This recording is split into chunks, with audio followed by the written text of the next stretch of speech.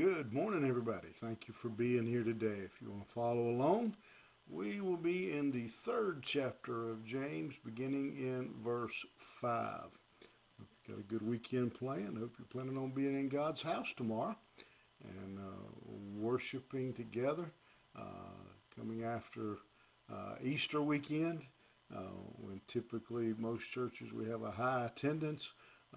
Let's keep it up. We hope to see you tomorrow morning. All right, James chapter 3, verse 5. We're going to look at another one of, continue to look at one of James' top topics, and that is the use of the tongue. Verse 5, he says, "Even so the tongue is a little member, and boasteth great things. Behold, how great a matter a little fire kindleth, and the tongue is a fire, a world of iniquity. So is the tongue among our members, that it defileth the whole body, and setteth on fire the course of nature, and it is set on fire of hell."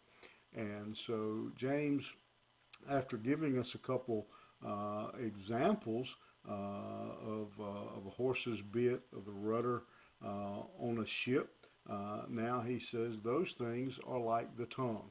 Even though the horse's bit, the ship's rudder are small, they can they wield a lot of control. They're very powerful elements.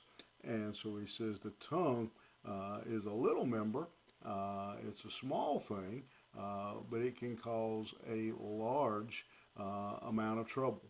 And I can't help but imagine that everyone watching today, listening today, has learned that in their life. Same thing he says with a small fire, how it can spread and start a forest fire. Many times we see these huge forest fires, especially in the western part of the United States, just burning hundreds and hundreds of acres.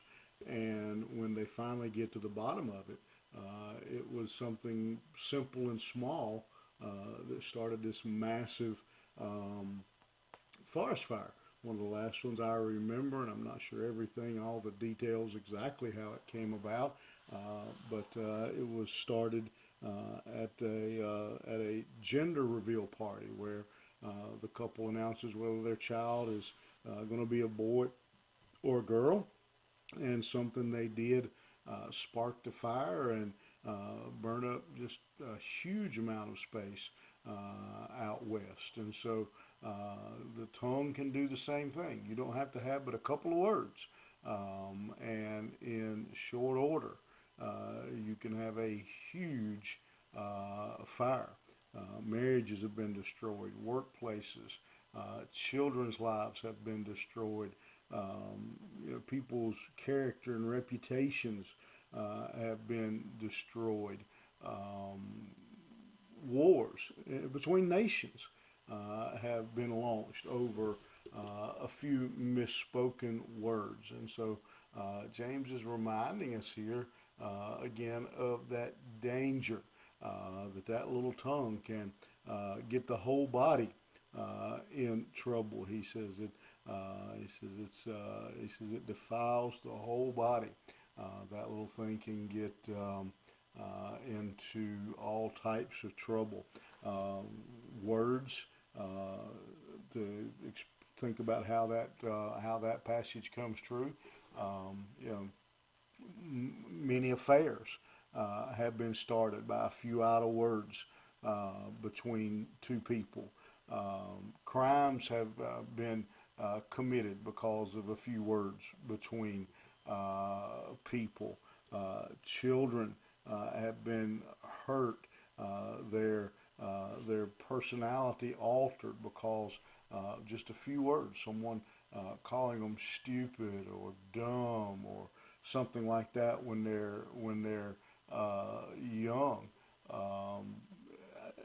I can't think of an example per se, but I'm sure people have been murdered because of a few bad words between people. There are probably people sitting in prisons right now that would tell you the reason they're there is because of some misspoken words. And so James says words can That little tongue, he says, can get the um, whole body into trouble. And he says it's a dangerous weapon that can be used for good or for bad. It's all in a matter of the choices we make and the words we use. And so today I hope you'll think about that. Think about the words that you use. And I think about that old saying. You probably heard it as a child. So sticks and stones may break my bones, but words will never hurt me. Anytime somebody tells me that, I say, well, you just hadn't had the right words thrown at you, because words hurt. Words hurt. Your broke bones, you can put a cast on, and they'll be healed up in 5 or 6 weeks. There are adults today who are still carrying around scars from things that were said to them when they were small children.